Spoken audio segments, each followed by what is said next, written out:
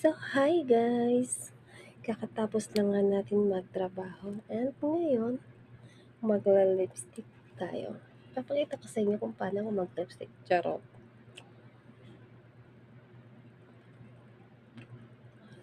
Ayan guys. Siyempre guys, matutulog lang kasi tayo guys. So, ayan. Kailangan guys, bago tayo matulog, mag-lipstick muna tayo. Magpaganda muna tayo. Alam nyo kung bakit guys? Baka sabihin nyo dyan. Sabihin nyo na, matutulog lang, mag-lipstick pa. Feeling. So guys, hindi yun feeling. Alam nyo guys, ito lang yung time na mag-aayos ako. Gabi lang. Sa umaga kasi, hindi ako masyado nakakapag-ayos. Siyempre, ang gabi, ibigay naman natin sa sarili natin. Siyempre, kawawa naman tayo.